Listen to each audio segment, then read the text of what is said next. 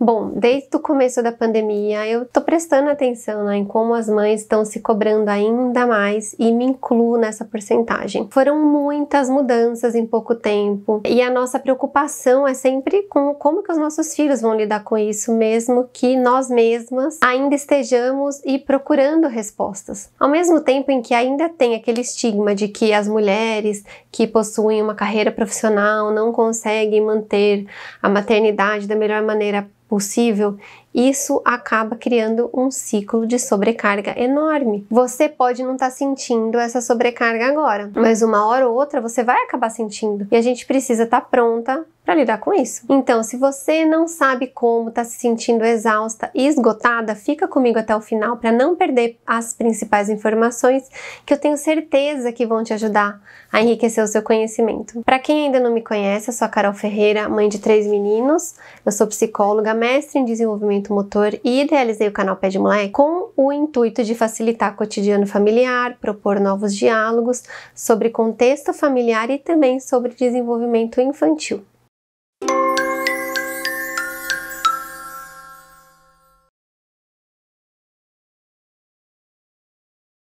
Bom, tem um desejo que a grande maioria das mães possuem, que é sentir que a gente pode combinar emprego, ao mesmo tempo que a gente pode equilibrar a maternidade, que a gente equilibra casamento ou outros relacionamentos e vida social. Mas, ao mesmo tempo, ainda existem pessoas que acreditam que, por exemplo, ter uma carreira profissional e a maternidade são coisas incompatíveis para se fazer da melhor maneira possível e que as mães deveriam escolher entre uma coisa e outra. Eu já recebi muitos questionamentos se é realmente verdade que uma mulher não consegue ter uma carreira profissional de sucesso e também ser uma boa mãe. E eu digo que é óbvio que é possível. É possível manter as duas coisas e se sair muito bem em ambas. Eu tenho uma carreira e sempre entrego o meu melhor para os meus filhos. Mas é claro que nem sempre as coisas saem conforme a gente quer. Isso é óbvio, natural. Ser mãe não é fácil. E não dá para saber o que é mais difícil, né? Só quem calça o sapato é que sabe se é equilibrar carreira e maternidade ou é só se dedicar à maternidade ou só se dedicar à profissão. É difícil para todo mundo. E é normal que muitas mães acabem se sentindo sobrecarregadas. E é sobre isso que eu vou falar nesse vídeo. As causas dessa sobrecarga, seja você uma mãe que se dedica integralmente ao seu filho, seja você a mãe que trabalha e também se dedica à maternidade. Ou simplesmente a mãe que se equilibra entre a maternidade, entre o trabalho ou entre ambos e também quer e merece ter uma vida social. Então eu vou falar sobre isso nesse vídeo.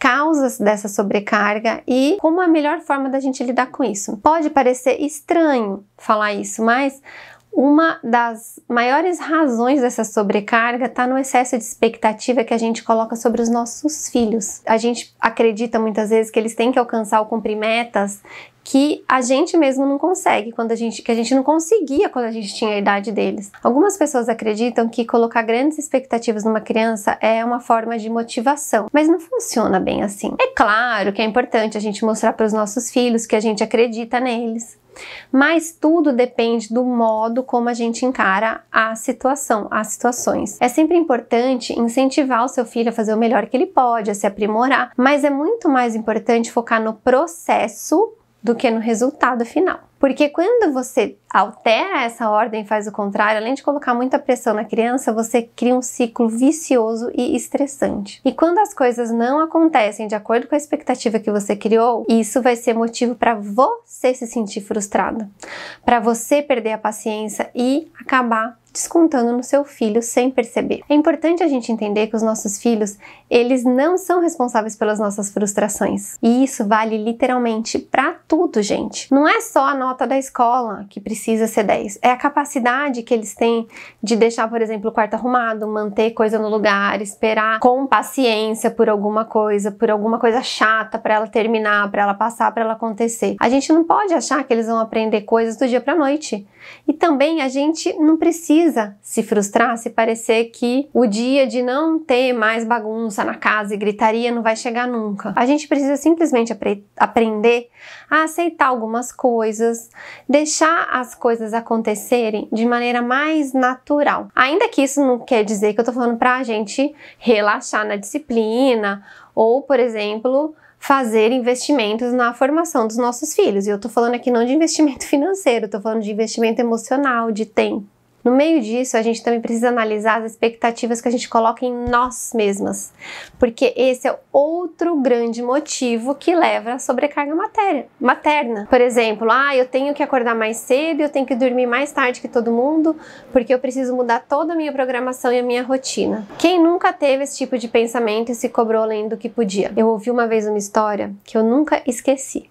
Um sábio que dizia que o segredo da felicidade está em desejar aquilo que a gente tem. É claro que tomar isso ao pé da letra é muito frustrante e pode soar também como comodismo. Mas se a gente olhar sob um certo aspecto, se concentrar no presente, no que dá para fazer hoje, no que dá para a gente ter hoje, é a melhor maneira de reduzir frustração e expectativa excessiva. É claro que não são somente as expectativas frustradas a causa da sobrecarga materna. Esse problema muitas vezes tem a ver com organização da casa e também com a forma como as tarefas e rotinas são distribuídas. É provável que algumas coisas não possam ser mudadas porque já estão postas da melhor maneira possível que você encontrou, diante dos recursos que você tem à sua disposição, das limitações inerentes aos horários e à rotina dos seus filhos e à sua própria rotina.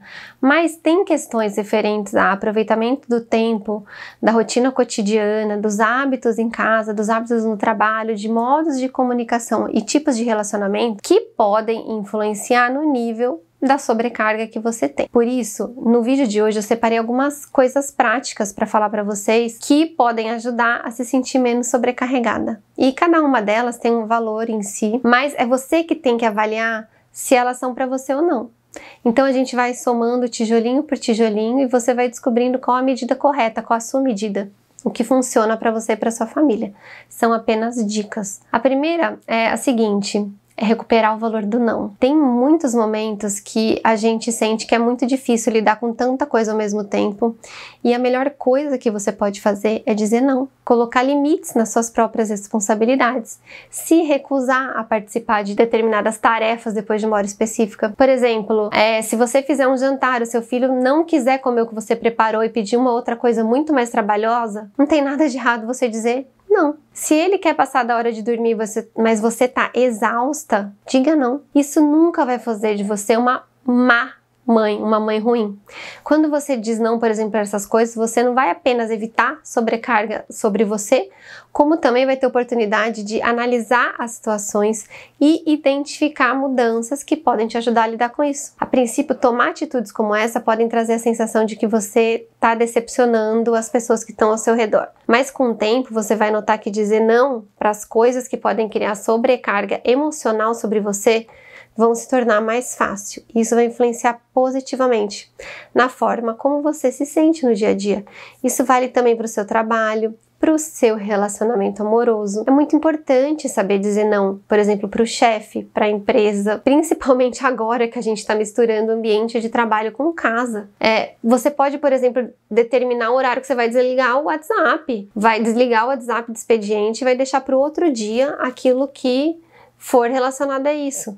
É claro, eu não tô falando para você nunca fazer coisas essas em relação ao trabalho. A gente sabe que isso não existe, mas tentar fazer disso uma rotina e abrir exceções do contrário é muito mais saudável. Saiba dizer não para a sua disponibilidade profissional.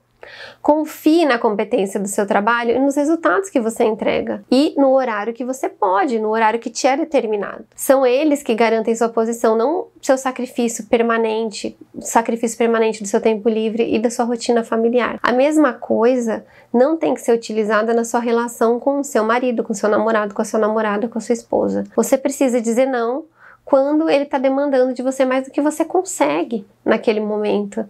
Isso diz respeito aos trabalho com as crianças e também a vida íntima de vocês. E aí agora vai uma outra dica: trabalhar melhor a parceria. E isso eu posso dizer com convicção, porque eu e meu marido, a gente é muito parceiro, como casal, como pais, enfim.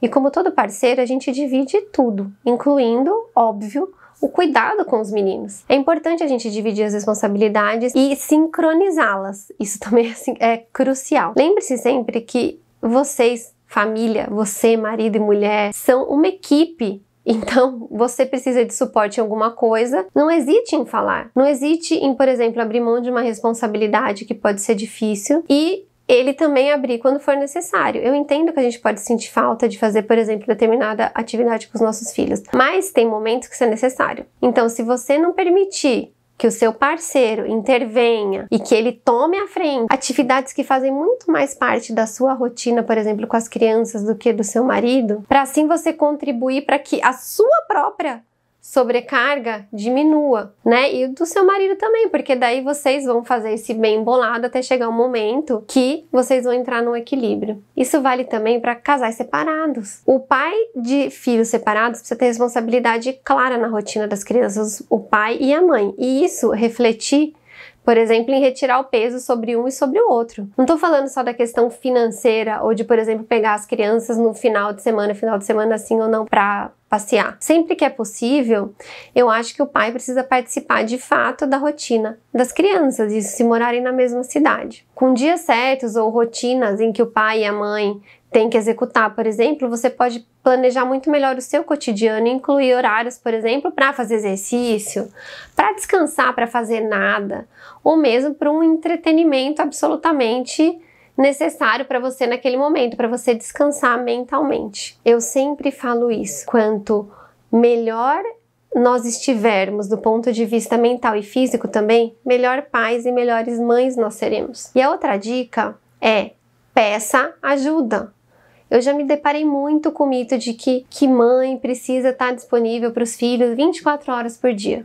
Eu, particularmente, acho isso um absurdo. Eu sou mãe, mas também sou mulher, também sou profissional, sou um ser humano. Por isso que quando eu me sinto sobrecarregada, eu sempre peço ajuda. Tem muitas mães que acreditam que cuidar de tudo sozinha é uma causa nobre e sinal de grande empoderamento. Mas, na verdade, isso só abre porta para esgotamento e grande sobrecarga. A gente precisa entender que nenhuma pessoa consegue lidar com tudo sozinha. É claro que cada uma tem a situação, e admiro muito quem é obrigada e faz isso sozinha. Mas se você tem como ter uma rede de apoio mínima, tenha. Em vez de seguir por esse caminho mais individual, desenvolva a filosofia de pedir ajuda quando você precisa. Isso significa sentar com a sua família, rever distribuições de tarefas e o que você pode ou não pode deixar de fazer. Você precisa mesmo dar banho nos seus filhos todos os dias? Tem alguma outra pessoa que pode te auxiliar nessa tarefa? Ou eles já têm idade suficiente para tomar banho sozinhos? É você mesmo que precisa, por exemplo, fazer o jantar todas as noites? Se permita desfrutar de uma folga. Apesar de eu sempre dizer que toda mulher é muito potente, a gente não possui superpoderes e de vez em quando a gente também precisa de um espaço para respirar. De vez em quando não, sempre. E aí a outra dica é uma coisa de cada vez. Essa é uma coisa que eu sempre levo para mim na vida. Quando a gente se sente sobrecarregada, é normal a gente começar a amontoar um monte de estresse do dia a dia, de pensamento pesado e exaustivo, que só vão aumentando a nossa sobrecarga. Esse é um comportamento totalmente compreensível. Então, se a gente está sendo puxado em várias situações ao mesmo tempo, como não se sentir assim? Quando eu estiver perto de uma situação como essa e você sentir que está chegando no limite, dá um passo para trás e se concentra em um problema por vez. Você pode ser uma mãe que faz de tudo um pouco, mas isso não significa que você tem que fazer tudo de uma vez só.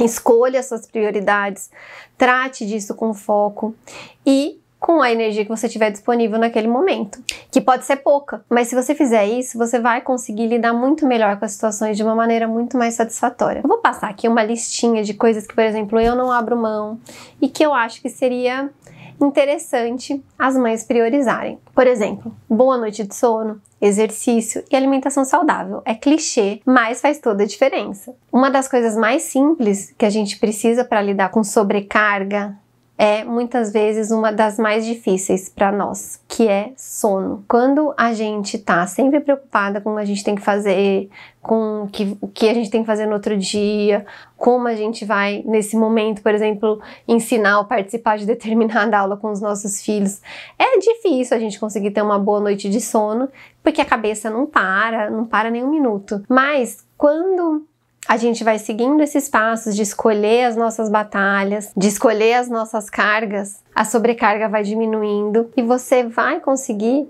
por exemplo, ter uma noite de sono com mais qualidade. Em relação aos exercícios de alimentação saudável, eu sempre priorizo isso na minha vida e na vida da minha família. E às vezes a gente tá tão atarefado cuidando dos nossos filhos que a gente acaba esquecendo de cuidar de nós mesmas.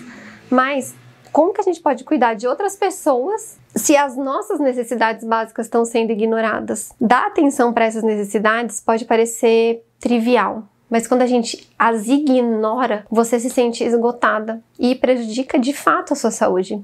Então, quando você se sentir sobrecarregada e no limite, pare, respire de verdade e pense em como diminuir o ritmo. Sentir que você precisa tirar um tempo para si mesma ou deseja alguns minutinhos sozinhas nunca vai fazer de você uma mãe ruim. A gente não tem que ser perfeita ou uma fortaleza o tempo todo. Inclusive, os nossos filhos precisam saber que somos humanos, que eles estão aqui na Terra lidando com seres humanos, inclusive as mães deles. Você pode se divertir, ter momentos de lazer, junto com seus filhos ou não. Também tirar uma hora de descanso no meio do dia, como qualquer pessoa. Então, nunca se esqueça que antes de qualquer coisa, antes de você ser mãe, você é mulher. Quem é você antes de ser mãe? Se você chegou até aqui, eu espero que você tenha compreendido um pouco mais, realizado que você pode se permitir e que encarar a vida de uma maneira mais leve também vai te ajudar muito. Se você quer saber mais também sobre outros temas, não deixe de comentar aqui embaixo, deixe suas dúvidas e também mostre o canal para outras mamães e papais. E se você ainda não se inscreveu no canal, se inscreve agora, porque a gente tem muita coisa legal na programação para te ajudar no dia a dia. E fiquem ligados nos próximos vídeos. Até breve!